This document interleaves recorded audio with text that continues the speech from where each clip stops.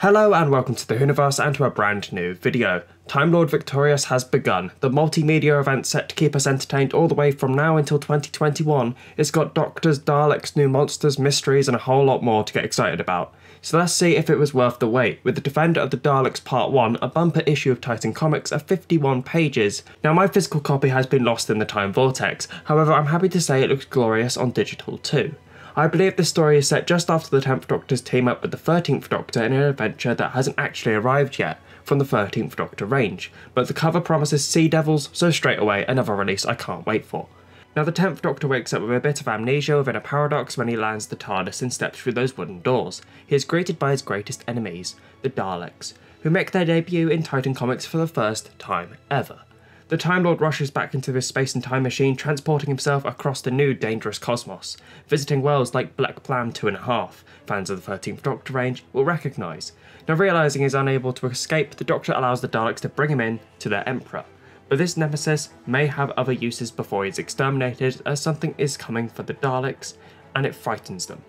The characterization of the Doctor is absolutely spot on. The writer captures his voice perfectly, with all the mannerisms we've come to expect, chipping into his confident swagger and swashbuckling nature. At the same time, there is always a hint of the dangerous darkness just below the silly surface of this incarnation.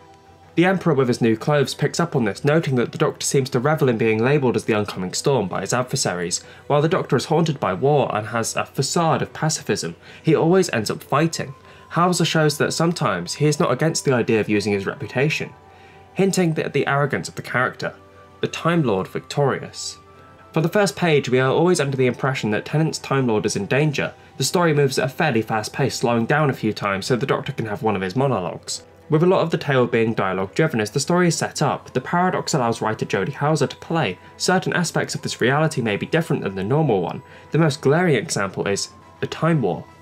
What Time War? These Paradox Daleks are different to how they usually look too. Having light blue hemispheres on the bottom of their bodies' lighter panels, the colour change allows them to stand out more in my opinion, calling back to the classics in comparison to the now normal bronze. The Emperor Dalek is unique again, bestowed with shiny gold armour plating, which shines in the light with a dome-like head that isn't actually that ridiculous. It doesn't look out of place when compared with the TV Century 21 comics.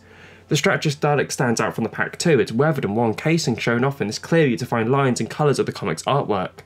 The art itself is brilliant, particularly in how Tennant's Doctor is drawn. Roberta Ingranata sketches the facial expressions beautifully as the spiky-haired hero sniffs the air to determine the paradox or creases his eyebrows in confusion. The layout of the panels and how they are presented kept me entertained too, not getting lost in the order, instead bouncing from panel to full-page spread. The art eye-catching, each setting captivating, aided greatly by the great writing as the Doctor is placed as the only humanoid in the tale, with only Pepper Potts to bounce his wit and charm off. Overall, I'd say this is a fantastic beginning to what sounds like a great adventure. The story starts here for the 10th Doctor, and I'm definitely intrigued as to what direction the setup is taken. The comic pages aren't essentially action-packed, more preparation for the battle to come. However, its mystery and quality wins me over and definitely pushes this into a pile of comics I've enjoyed reading.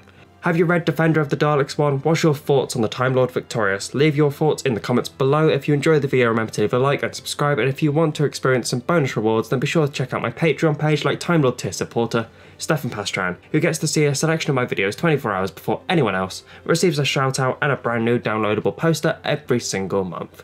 If they sound like things you'd be interested in, then check out my Patreon page and help the channel grow. Thanks again, and I'll see you in the next video. Bye bye.